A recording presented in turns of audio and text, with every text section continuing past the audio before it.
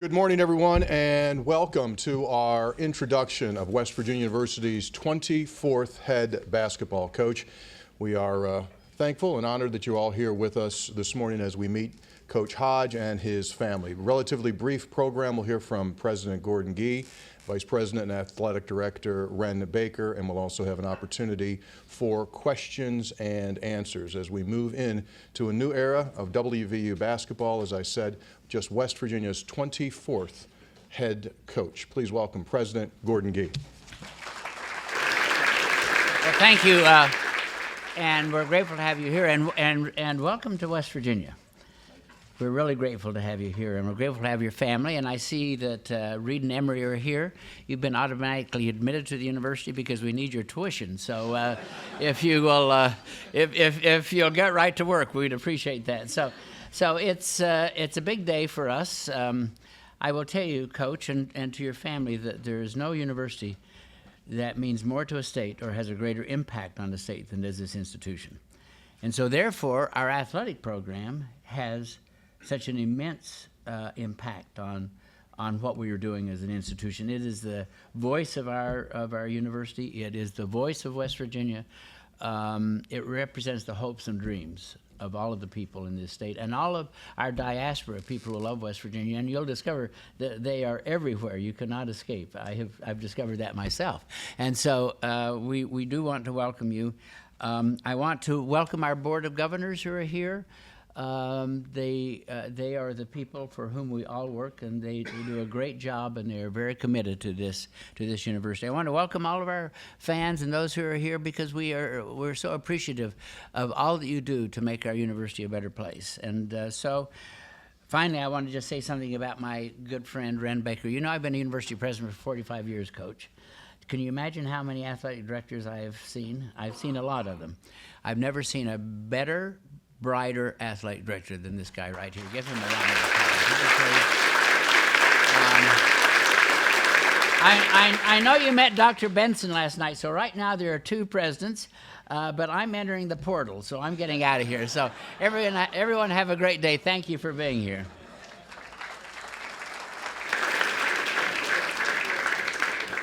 So the president is in the portal. The only question is, what will the NIL be? That's going to be the big question. Gordon referred to our athletic director, our busy athletic director. Would you please welcome Vice President and Athletic Director of West Virginia University, Mr. Wren Baker.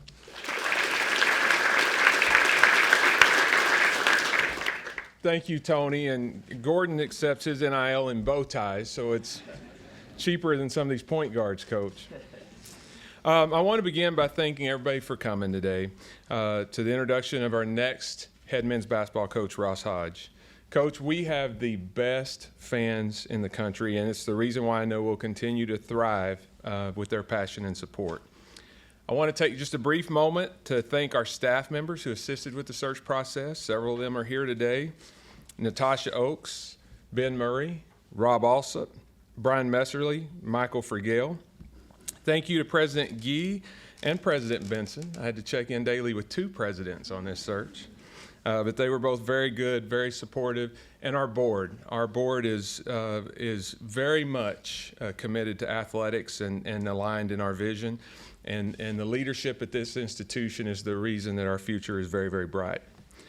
It's an honor to welcome Coach Hodge's family here today. He'll probably introduce everybody that's here, but Shelley, Emery, Reed, thank you for being here. Give them a round of applause.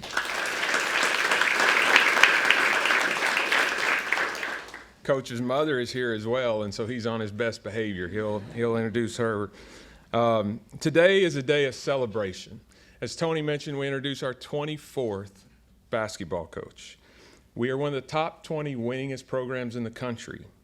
We have great crowds, great support.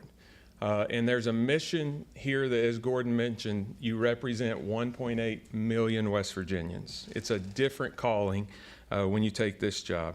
In a few minutes, you'll hear from Coach Hodge, and you'll see why we're so excited to have him. But I'll talk a little bit about the process. As I outlined before we began, there were some qualities that were very important. We wanted someone of high character who will truly embrace West Virginia and our values, the passion, work ethic, grit, and determination that makes us Mountaineers. And that was evidenced last night. It was a long day yesterday, but Coach and his family were adamant they wanted to go to the baseball game. And Emory specifically requested, for some reason, to hear Sweet Caroline. So I knew that we found the right family. We obliged. Someone committed to building championship programs on the court and building leaders off the court. Someone who has knowledge and can demonstrate a plan of the complexities of running a program in today's environment, particularly with recruiting and retention in the world of NIL and the portal. Someone we can be proud of and who can embrace representing this state and our university in this program. Finally, we wanted someone that we knew would entrench themselves in West Virginia. This is a great place to live and work. It's a privilege to represent Mountaineer Nation, and we felt like it was important the next head coach and their family put down roots and truly embrace being here. I've known Ross Hodge for over a decade now. He's an extraordinary person. He's a family-first leader who's honest, loyal, possesses great integrity. He's a devoted husband and father. As we went through this search process, he talked a lot about this job, how special it was wanting to be here, but it was a different cadence, just a whole different look on his face when he would talk about his wife being from Maryland and getting to bring her home. And so we're excited for them. He is blue-collar coach. He is a blue-collar coach, coaching in places like Paris, Texas, Midland, Texas, Hattiesburg, Mississippi, Colorado Springs, Colorado. That's a little bougie there, Coach. And Denton, Texas. Along the way, he developed a reputation for building culture and leading teams that were disciplined, hard-nosed, and great defensively. Speaking of defense, he is known for being one of the best young defensive coaches in the country. And when we spent time looking at the teams who competed at the top of the Big 12 over the last decade, they are all elite defensively. So that was a very important quality we desired. He's committed to the development of people, not just players. The young men in his program have grown and flourished, which is important to us. He displayed those qualities even in how he's handled the last few days. We really wanted to get a coach named. He wanted North Texas to be able to figure out what's next for them. But one thing that was non-negotiable is finishing out the journey with his team. And that was something that we really respected and admired throughout the process.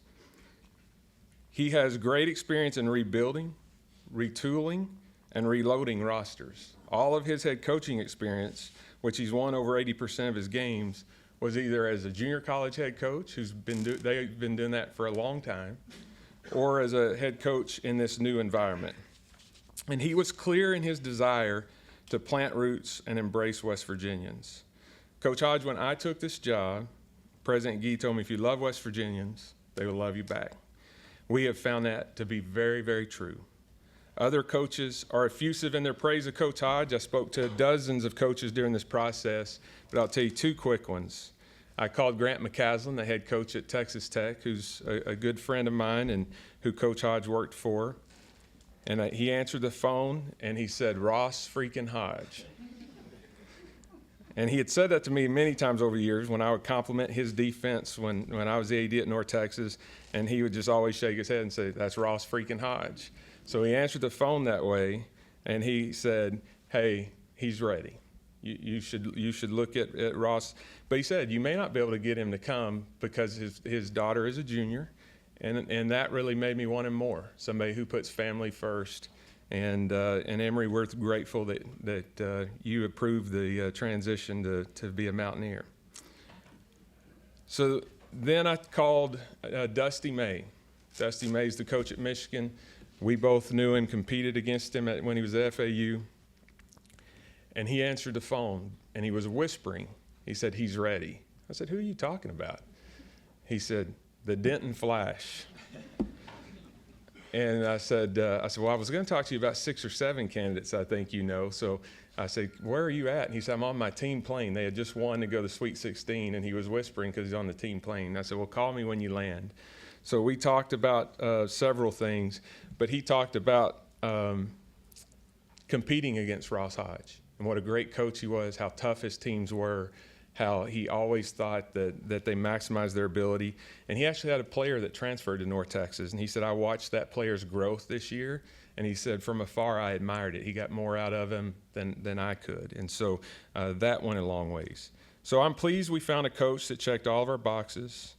That was affirmed several times throughout the process, and certainly yesterday to see the family excited to go to the baseball game and sing Sweet Caroline. It was a very long day yesterday, but it was a great day because so many people got a chance to see him and shake his hand and see what we saw as a committee, that he's one of us. So he's a really great person, a really great coach, a tremendous leader, a devoted family man, a man of character and integrity, and we're so glad that you're here, Coach. Please help me welcome Ross Hodge.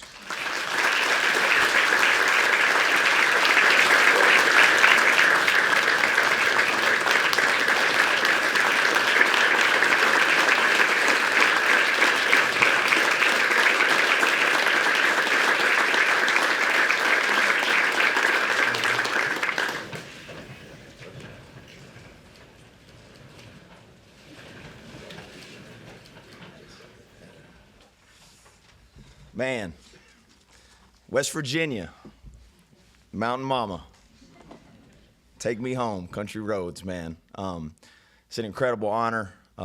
Thank you, Ren, President Gee, President Benson, who's not here, the search committee, Board of Governors. This is a blessing, and this is an opportunity that I certainly don't take lightly, and just couldn't put it into words.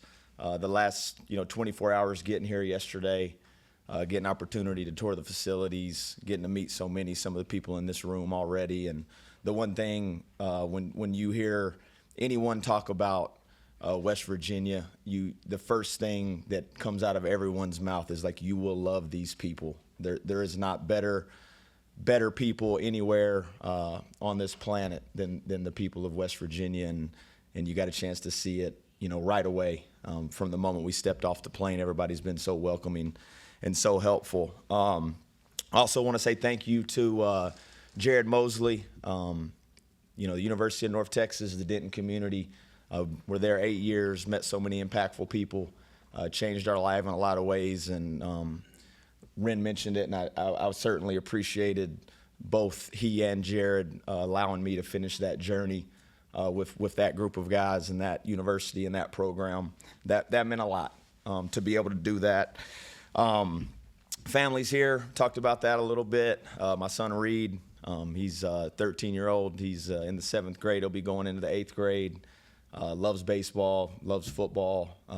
Played basketball a little bit this year, but he's been around it too long, and he sees me chewing on people too much. He's like, I ain't getting nowhere near a basketball court with you around. But yeah, it was awesome to get a chance to go to that game last night and just see his eyes light up at the opportunity to see high-level baseball and be part of that.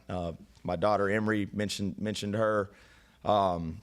We got September 13th circled on the calendar, man. The backyard brawl at home, Pitt, and she was sending me videos of the Mountaineer version of Sweet Caroline, and we had a lot of fun with that at the house. We actually have a rule in practice. I'm not a big cursor when it comes to practice. I just think there's other ways you can motivate people without having to use that type of language, and it's nothing big. We'll just do 5 push-ups. I'll do my 5 push-ups. You knock your 5 push-ups out, and you move on to the next thing. And so the Hodge household was doing about 500 push-ups when we were listening to the Sweet Caroline version of the Mountaineer version of the Sweet Caroline. My wife Shelly, she's been part of this journey from the jump, man. People ask all the time, like, how'd you guys meet? How'd you guys get to meet each other? And I'm always, the first thing that comes out of my mouth is God. And she's a Baltimore native, close to there, and she went to James Madison, got her master's degree at East Tennessee State, and she got her first job as the aquatics director at Texas A&M University Commerce, which is in Commerce, Texas.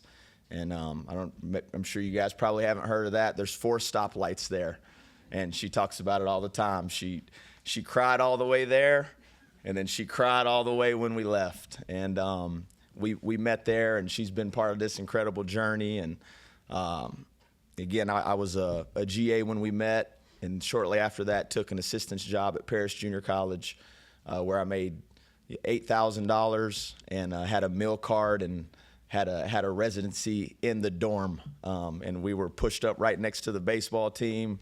And anybody that's going to come, spend some time with you in a dorm next to a junior college baseball team, that's a winner right there. And I've been winning ever since. So, with that, her mom Donna's here, her brother Jim, and I think it was John Rothstein coined the phrase, West Virginia basketball, tougher than a weekend at your in-laws. And I certainly hope we reflect that on the floor, but that does not reflect my relationship with Donna and Jim. And she's been a blessing.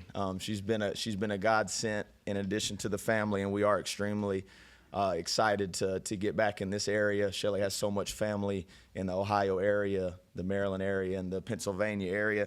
And then my mom right there, she's the toughest person I know. If there's if any description that goes towards me as far as being like a tough, hard-nosed, blue-collar, my mom worked. She worked, 3 jobs at one point in time.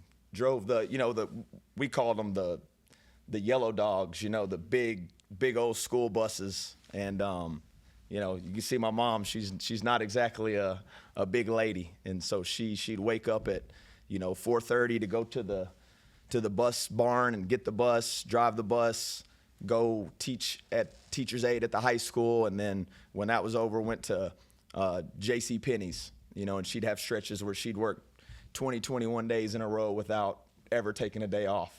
And like I said, she's if you watch our team play and you think like, man, that's a tough team, that's a tough woman right there.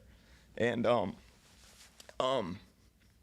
said I wasn't going to do this time around, but when you get up here, it's different. But and then my father passed away, and he's in heaven. And what better way to get closer to him than get to almost heaven, man? So super thankful for that. And like I said, everybody's been so great, man. Got a chance to go to the Kendrick family ballpark last night and just interact with people. Coach Saban's done a great job there. Got to meet Coach Mazey, and he was incredibly welcoming, and they've done an incredible job. I've actually known Coach Kellogg since I was a player in college, and during the summers I would work basketball camps with the Dallas Mavericks, and he worked them at the same time. And he was an Austin College grad, and so to get a chance to share a facility with him and learn from him and pick his brain about what makes this place so special, and certainly want to congratulate him on the year that he's had and winning the NCAA tournament game, and we plan on being there with him very shortly. So excited for that. West Virginia basketball, it's a powerful brand. I know there's a lot of questions with finishing out our season at North Texas, and how would the recruiting go during that time period. And I can tell you, I was blown away at the power of the brand of West Virginia basketball across the entire nation. And it resonates with people. And anytime you arguably have an alumni as the most famous logo, iconic logo in any professional sports, it's something to be extremely proud of and to tap in. And I texted Ren actually when we beat Iowa State at home this year, and they wore the throwback Jerry West uniforms. I texted them that day. I was like, man, you guys got to wear those more, because those were incredible. And Coach Mazzulla, what he's doing with the Celtics, it's someone that I admire with how he's ability to profess his faith on a big stage. and share perspective at a time where that gets lost. And his messaging is something that inspires me. I've shared clips with his messages with his teams to our teams, and just his overall approach to life is awesome. And I can't wait to use him as a resource. Being the basketball coach here is something that I certainly do not take lightly. I have so much respect for the men that have came before me. Coach Catlett, who I did not get a chance to watch a lot of his teams, but after learning and studying, being the all-time winningest coach in the history of this program and what he meant to the state. Coach Beeline, I remember as a young coach vividly watching his teams, make those runs in the NCAA tournament and Pittsnogle, and he really was an innovator if you think about it that time offensively, the way they played the game, inverting and keeping their bigs away from the basket and posting guards, and that's something that you see a lot in basketball now, and he was really at the forward thought process of that. And then Coach Huggins, had the opportunity to I was a junior college guy, and so Coach Huggins always did such a good job of recruiting junior colleges at all his stops, and had so much respect for him, and got the opportunity to compete against his team in 2021. Obviously, it was the post-COVID year, so we did not get a chance to see the Coliseum full. Probably it was good for us that wasn't the case. And we did. We actually had an 8-point lead at halftime. We were up 29-21, and so we come into halftime, and we're walking about on the floor, and I'm using the restroom, and I turned to our video coordinator at the time. His name was Louis, and I said, "Louis, you're about to see an avalanche on the offensive glass like you've never seen in your entire life." And sure enough, to start the second half, there were 10 bodies inside that little charge arc. All the guys in black jerseys were getting mushed under the basket, and all the guys in white jerseys were grabbing rebounds and putting it back in. And obviously, he's as good as it gets when you talk about playing with edge and toughness and competing. But one thing I distinctly remember, and I honestly I can remember sitting in my living room, and it brought tears to my eyes when I saw it, and in a lot of ways it still does touch me emotionally. In 2010, when Deshaun Butler tore his ACL, and Coach Huggins went out on the floor, and you could see the love and the compassion that he had for his players, and that's a side you probably don't get to see very much in coaching, but ultimately, that's why you are a successful coach. Yes, you got to hold people accountable. You got to get people to do things that they didn't think they could do, but there's a baseline love and care that that you get out of those guys. And I'll never forget, Coach Huggins kneeling down there, and both those guys were shedding tears. And it's something that inspired me and taught me, even for someone that's perceived to be, a tough coach and super demanding and pushing more than you think you can push people possibly to do, that there can still be a love and compassion element behind it.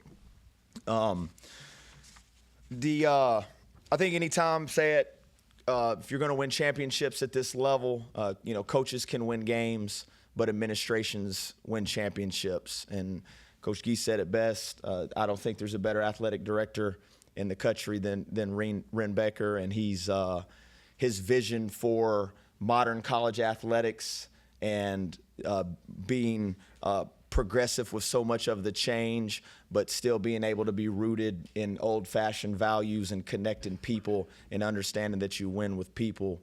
And ultimately, he will be the reason why we're able to compete and win championships. And I'll just be a small part of that. The fan base is incredible. We got a chance to witness it not only last night, but even through our stretch run, and we were playing Oklahoma State that night, and it wasn't officially done yet, but it had started looking like it was going to be that way. And we had a 9-point lead with a minute, and barely got out of the building, and I thought there for a second I was going to be the only coach in the country to simultaneously get crushed by 2 fan bases at the same time.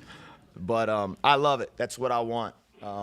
we have very high expectations. Nobody's going to have higher expectations than myself and our staff and our players, and we welcome it and we appreciate it, and we felt the love from the moment we've stepped off this plane and even before. I don't know if many of you guys are familiar with Ken Palm or Ken Pomeroy. It's an analytics site that a lot of college basketball coaches use just for analytics, data driven metrics, and it ranks home court advantages, 1 through, I guess there's probably 365 now, 366, it changes. And so this is data driven. This isn't really opinions. This isn't what somebody thinks.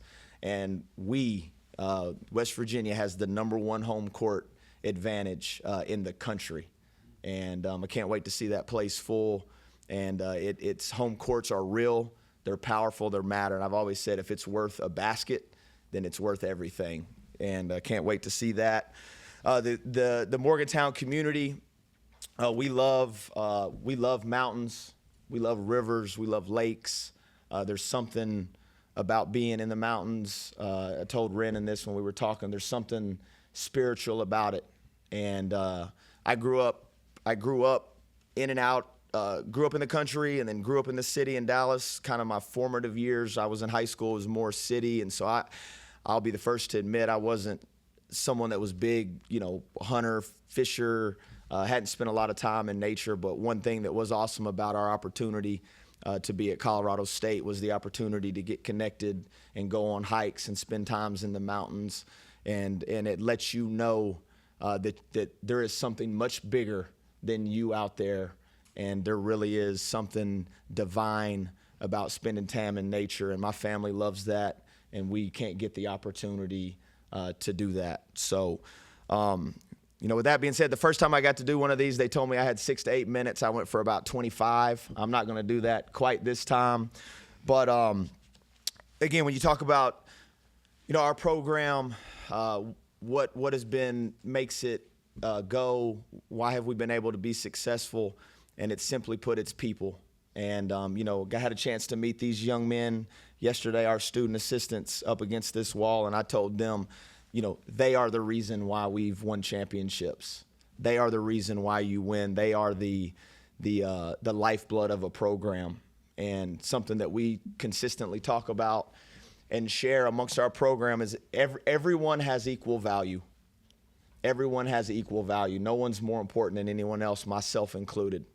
Now, we all have different roles, and you do have a leading scorer, and you do have a leading rebounder.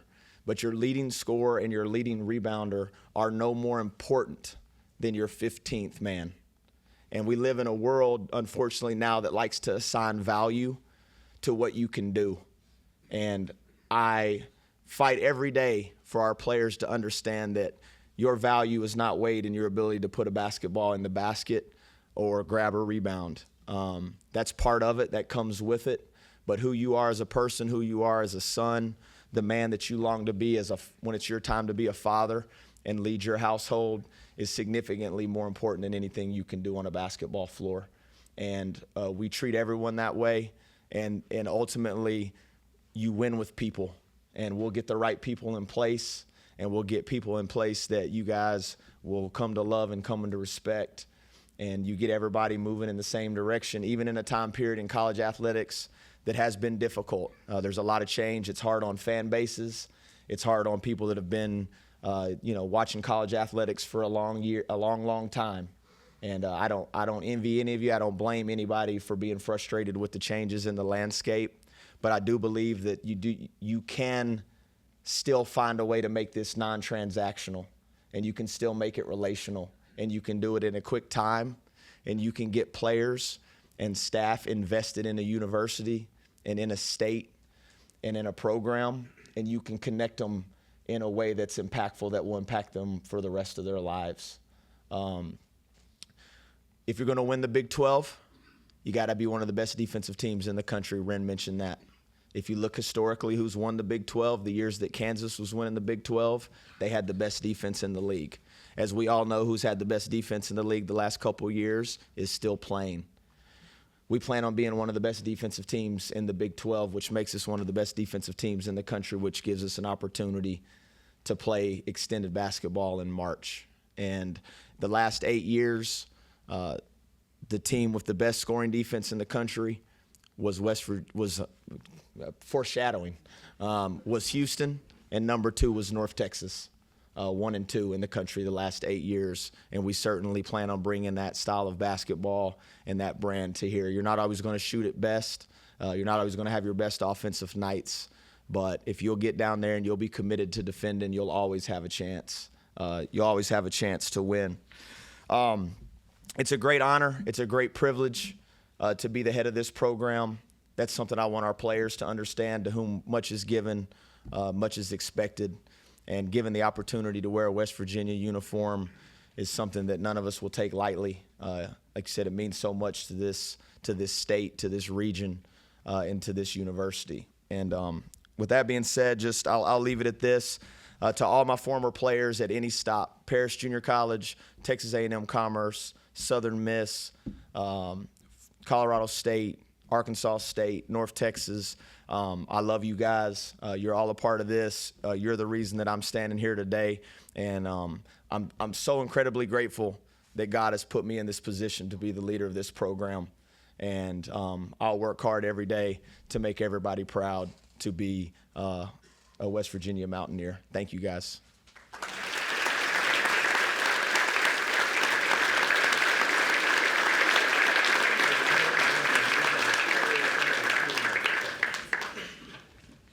Thank you very much, Coach. We are going to do question and answer now from media members, and we begin with Coach Hunter. So, Ren, start with the search a little bit. Obviously, you had a lot of candidates that I'm sure you were interested in, but what was it ultimately about Ross? And did you notice him as when he was assistant, sort of ID him as a guy that eventually would be a major head coach? Yeah, I did. He and Coach McCaslin have a very special bond and relationship, and you know, at North Texas, I was able to be around a lot with those guys. As you know, I have a background in basketball, so I like to be around all the sports, but basketball is the one that I probably have the most knowledge of how it's being built and how it fits together. And so I did know how much Grant relied on him, and watched him there. And it's interesting. He had multiple chances to leave there for high major programs that paid him a lot more money. But he was loyal then and stayed, and we had great conversations, great relationship, but I always knew he was a great coach. I love coaches who've done it at hard places and who've won at a really high level, and certainly that's in his background. So yeah, he's always someone I admired and respected. I knew the role he played at North Texas, knew that we didn't have a head coach designation because I lived through that earlier in my career, and I kind of feel like, hey, you can do that when it's time to do it. But always in my mind, had Grant left, that was probably where we would go with it there. And then of course I've been able to watch them since then. So and just the kind of person he is, the way he leads programs, the way I think even Mike Kazazza snuck up to the NIT to get a leg up on everybody. He's out hustling, so he got a chance to watch a little bit of Ross's interaction with his player and coaches. There's a relationship there that is very deep and very meaningful, and I always respected that as well.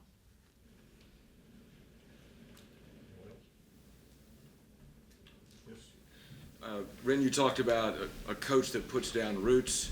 Coach, you're aware that the previous coach did not put down roots. What kind of commitment beyond the contract can you make to being here longer than a year? They don't call him hard-hitting Hoppy for for nothing.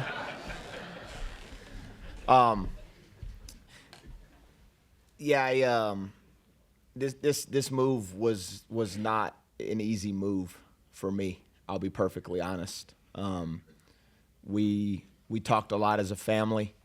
We shed a lot of tears. We had deep, meaningful relationships, in Denton, and that's something that's very important to us. Is obviously I'm a basketball coach. That's what I'm paid to do to win games, to win championships. We understand that, but people are important to us, and it's not something that we take lightly. Put it like that. Moving a family, there was probably only a handful of situations that we would have even considered. Again, leaving my family there in Texas, that's where I'm from originally, and have so much immediate family, but the opportunity to get Shelly back close to her family as well is something that's very important to us. And Ren mentioned it.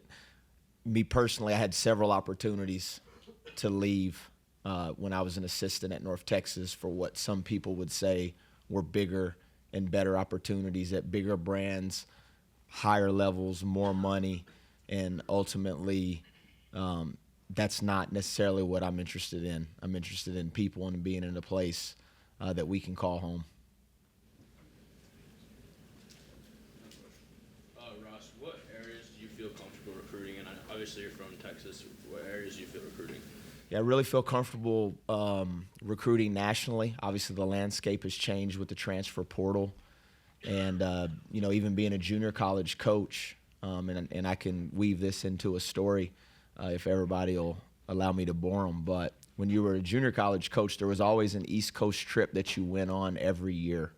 And you would start in D.C., you'd end up in Baltimore, you'd go to Philly, you'd go to New Jersey, you'd go to New York, and then you'd go back home. And that was about a week and a half swing. And Shelly and I, had just really started, dating seriously. And so Shelly was like, you can stay, with Donna. Donna lives there in Baltimore. So I kind of made that my hub, my home base. And so I would go recruit a little bit, come back, go recruit a little bit, come back. And so, and again, I still have my boyish good looks, but I actually have been doing this for a while. That's what I always remind my team. I've been standing in front of teams for 21 years. And so this was still a time period where there was VHS cassettes. And I came back one night, and Donna had recorded the Dallas Mavericks and San Antonio Spurs, like Game 5 of the Western Conference Finals. And I was like, this is going to work. This is going to work. But, that background, junior college background, 6 years, you're recruiting all over. Even if you look at our roster there at North Texas, since we've been there, we've had players from the East Coast. We've had players from New York, players from Philadelphia, players from Florida, players from Africa, players from everywhere. So it's about relationships, and we'll work really hard to, improve the relationships that, we don't have and meet new ones. And but again, West Virginia, the brand is powerful, and it resonates across the country.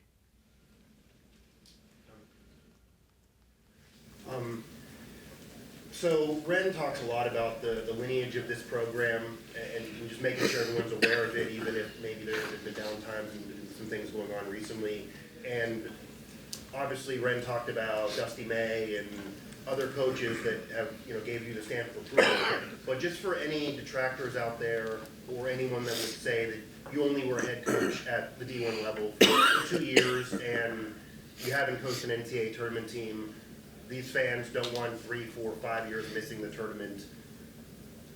Why do you feel you're ready for this now beyond what Dusty May would say? And why do you think you're suited to handle the pressure of, it's not your fault they missed the last 2 years, but the fan base wants in right now in year one? Yeah, it's a good question.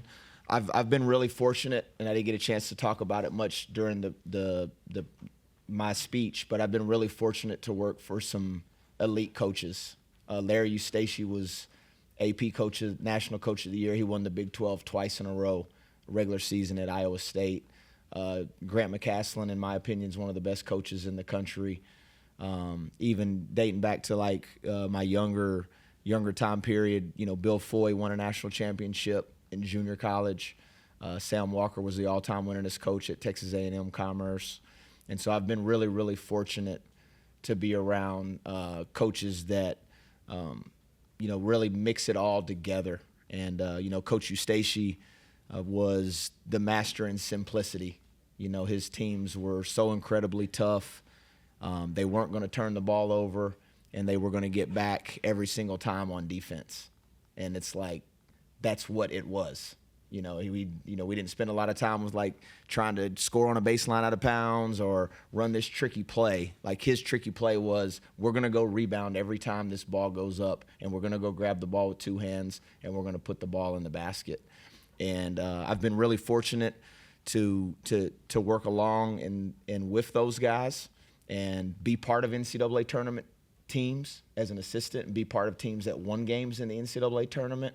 And I've had an opportunity to look at it from afar, and I do know what it takes. I'm not confused on that. It's something I'm very confident in, and I do have an inordinate amount of confidence in the people that we'll put in place from a staffing standpoint, that we can get the players that can do what we need to do to put them in position to get back to the NCAA tournament. And unfortunately, in this time period of college athletics, there is some detractors, and there's a lot of negatives that people talk about. But one of the positives is when you do take over a program like we're taking over that maybe hasn't been in the NCAA tournament in a couple years, you do have the opportunity to revamp it and do it quickly. Led you to play the way you play? What was there things that you said, well, this is the way we have to play? Well, we talked about it earlier. Again, historically, if you look at the teams that win this time of year, it's because they're rooted in defense, and especially in the Big 12. It's not surprising at all. Like I say, you can look it up. The teams that have had the best defense, when Kansas was winning the Big 12, they were the best defensive team in the league. Houston's won the Big 12 recently. They've been the best defensive team in the league. And I always worked for defensive-minded coaches. Coach Foy, my junior college coach, who I also worked for, he was an Indiana guy. He graduated from Indiana, so he was a Bob Knight, like so many of the people coming from that region that time of the year, so that was his deal. And I wasn't a great player, I was okay. But there was a certain amount of like grit and toughness and competitiveness and fight that I had to show up with in every single day, knowing I wasn't going to like out athlete anybody. And so I think some of it was born from my playing days and the guys that I worked for, and then just being committed to giving our teams the best chance to win and win consistently. And what we've been able to do over the last, not only has our scoring defense been really good, but we've went back and forth with Houston for having the best road winning percentage in the country the last 8 years. And if you're going to win on the road, you better be tough, you better be physical, you better be able to defend, and then you better have elite guard play. And we've had some of the best guards in the country. Sorry. Go ahead. We'll do this one. Coach, can you just talk about what last week was like? How did you balance your commitment to your North Texas players with getting started here? Like, what were you able to do for West Virginia? And then just because the portal had been open, do you feel at all it's put you behind schedule, or do you feel good about where you're at? Yeah, I mean, you're a coach, and I would think your job is to not ever feel really good where you are. But ironically, and I talked about this a little bit at the NIT, if the job change hadn't have happened, and I was coaching North Texas, there's a good chance that 85 to 90% of that team, like President Gee, was going to be in the portal or out of eligibility. We may have had one or two players back. That's the reality of modern college athletics, and I know it sucks. I know it sucks for fans. I know there's no other way for people that grew up watching Mountaineer basketball, and you were able to kind of watch a freshman and turn them and see them grow in from a boy to a man. And I still think you can do that, but they are going to be fewer and far between. I call them unicorns. But so whether it was us or if you're like Florida or Houston or any of those teams still playing, you were going to spend probably, if you're making it a pie, you were going to spend 30% of your time preparing for your games. The other 70% of your time, you were going to be recruiting the portal, and you were going to be making phone calls, and you were going to be trying to line up visits. And so I know it's probably like, especially for the traditionalists, it's probably like kind of weird, but I wasn't doing anything different than what I would have been able to do if I wasn't here or if I was still there. You know, we were preparing for our games when we had to, got an incredible staff. Those guys are tremendous. And then we were working the phones and, you know, trying to line up things for after the dead period. It goes dead today, so you're not really missing you can't have any visits, and you can't go recruit from now until I believe next Friday. So you're not really missing much in that regard. So to answer your question, it didn't feel that different. You know, you were just you were making recruiting phone calls, and you're talking about West Virginia basketball and how incredible this is and the opportunity, and there's a lot of excitement around it, and we'll hit the ground running here, you know, next week. Up top, Kevin. Coach, your defense obviously gets a lot of well-deserved credit. Offensively, are there things that you like to do? Are there things that fit well with, you know, what you do on defense, that, you know, similar players, similar skills? What are your ideas there? Yeah, you are right, and our defense does get a lot of attention. It's talked about the most. And one thing that doesn't, you know, get talked much, and I kind of have to remind people, we did have, when I talked about like KenPom, which is a way of measuring efficiency, we did have the second best offense in our league out of 14 teams. Our defense gets all the attention, rightfully so, but we were an extremely efficient offense. If you look at the last 2 years, we've had one of the best three-point percentages in the entire country. You know, what wins basketball games? You know, trying to take care of the ball, sharing the ball, playing the right way, playing for each other, the right guys taking the right shots at the right time. And I think it's a misnomer, you know, a little bit that again, our tempo, it gets pointed out. It's been used against us negatively at times in recruiting. And then I always say, but you know who's one spot above us in tempo? Houston. And they're winning championships. And, you know, that's the ultimate goal. And we've had players offensively. Every year that we've played, even last year and this year, we've had individual players do things that they've never done and break school records. You know, Atten Wright this year, he was 15 points a game last year on an NCAA tournament team. And then this year he made 25 more threes for us than he did for them last year. Ross, you talked about assembling a staff. You know, do you have a timeline on that right now? And what characteristics are you looking for guys you're going to bring in to help? Yeah, good question. Not necessarily like I'm not putting myself on a timeline.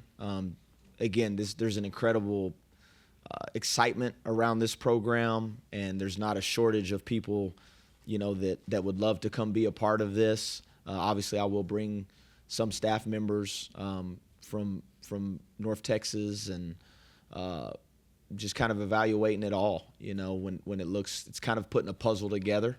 So you're trying to put fits and personalities that can, you know, ultimately, you know, magnify my strengths and help me on my weaknesses. And when you talk about what type of characteristics, just people that love other people that want to serve these young men that we get to be around every day and impact them in a way, and understand that the best way for all of us to have individual success, even as staffers, is winning.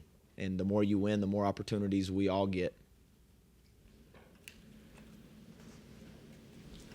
You mentioned analytics as well. How big of a role does that play for you? And, you know, how much do you base around that? Yeah, it's definitely a tool. It's not the Bible, you know, per se for me, but it's certainly a tool that we use, and a lot of times it can be a way to reinforce what you think you're seeing on film. I'm still one of those guys. I usually like to watch the film first, garner my own thoughts, and then use the analytics and the data to back up what I'm seeing. And then, you know, maybe you go back and, you know, revisit some things based on the data and the analytics. And certainly a great resource and a great tool, and it's very helpful. Coach, you mentioned the emphasis on road games, playing on the road in your past stops. How do you feel the AAC has prepared you for a Big 12 road schedule? Yeah, there's kind of a saying in coaching, the best league in the country is the one you're coaching in. And, I have so much respect for the Big 12, so much respect for the coaches in the Big 12. And we kind of have an internal saying amongst ourselves and our players, like we respect everyone and we fear no one. And every time we, lace them up and step on a floor, the opponent's going to have our full respect, no matter who it is. If you step in between those lines, there's a certain level of respect that you've earned, and it gets magnified. Obviously, you're playing against really good teams, really good players, really good coaches, road environments, and I think there's a togetherness that you have to go into those environments with, and a willingness to stay together. Play through runs, play through adversity, and legitimately play for each other. If you go into those games and you're kind of playing to play good, or you're going into this game and you're, as a player, thinking, hey, I want to go in here and score 20, you usually play pretty poor. And if you just can lose yourself in the competition and lose yourself in the mindset that we're going to play for each other, it gives you an opportunity in those road environments. How much input do you want to have on building the non-conference schedule? Ren's talked a lot about schedule building and how that's a part of what is looked at, whether it be Ken Palm or analytically or even the committee in their opinions. How much say-so do you want to have in what tournaments you're in, how that looks like before you get into the Big 12 schedule? I certainly want it to be a collaborative effort, and I'm involved in it. Ren made mention yesterday, and we ain't going to do this, but historically we've been one of the last teams in the country to finish our non-conference schedule at North Texas as well. But we won't do that here. But I do think there's it's an art form. I don't necessarily know if there's like a direct science to it. You got to be willing to have some patience and try to get the games that you want to get that make the most sense for your university. Obviously, you have an incredible opportunity in Big 12 play for Quad 1 wins, and you get so many of those organically built in. But you want to be smart in your non-league, and you want to challenge yourself in your non-league, and that's one thing that we've really done, historically in the past, even at a place like North Texas. We want to challenge ourselves in the North. We want to prepare ourselves for the rigors of the Big 12. You can get a little bit of a false sense of security if you're not challenging yourself, and you don't get to find out about yourself. And even if that means if you have an early setback or two, as long as it's the right game and the right team, it doesn't hurt you as much as it provides an opportunity to help you. So, Ross, moving to a larger school, larger conference, kind of expanded resources, what does that give you as far as ideas or even positions for scouting, portal recruiting, high school recruiting that you can provide that maybe you couldn't before? Yeah, there's no question about it. When you were evaluating this opportunity, that was a big part of the allure, is the opportunity to take care of players and put players in position to reap the benefits of what they've earned at this level and the resources that you have. Our practice facility situation and locker room situation is as good as anybody's in the country. I was blown away. And the vision to have that thing built, 12 years ago? But to be able to have that vision to build something 12 years ago that still looks like it was built yesterday, and that's something you can really sell. And that's part of the job, and that's part of the adjustment for everybody in the landscape, and it's something you've got to be committed to from a rev share standpoint. Obviously, there's a lot of eyes on the house settlement coming down here in the next week or two that can change some things again, but that's certainly part of the landscape of college basketball now. You have to be able to do those things to be competitive. Coach, you've mentioned Houston a couple of times. For the style you want to play, are they sort of, especially this year, are they sort of the benchmark that everybody's chasing? I would think it just wouldn't be us that's chasing them. I would think anybody else that wants to be in the Final Four would certainly take a hard look at it. But I have a lot of respect for Coach Sampson, a lot of respect for all the coaches in the Big 12. And there's a lot of different ways to skin a cat, obviously. And I don't think you have to be married to one certain ideology, especially in this time period. And it gets back to kind of, ironically, it does shift to like a junior college model where you have your core philosophy foundations that you know, like this is what's important to you and how you want to win, mainly people, and the fact that they love playing basketball and love people and can sacrifice for others. But then I don't think you can be too stringent on every team's going to be a little different. Every team's going to have certain strengths and weaknesses, and we've had elite defensive teams throughout these years, but sometimes we've had teams that were really good at defending the three-point line, and then the next year maybe we weren't great at defending the three-point line, but we were elite at guarding twos, or maybe we turned people over a little bit more. And I think you got to do it the same way offensively. It's all about how can you find a way to put your best players in position to be successful, and you can't just be rigid. My wife is a yoga instructor and Pilates, and she's taught me a lot through the years. And one thing she's taught me is that in the storms, we had a tornado warning last night, but in the storms, it's the flexible trees that survive storms. You know, the stiff, rigid trees, they break under storms. So you got to have some flexibility. You got to be able to evolve, and you can't be so stubborn in a certain way that this is how we're going to do things outside of you are going to play extremely hard. We are going to play together. We're going to play for each other, and there's going to be a connectivity amongst the group.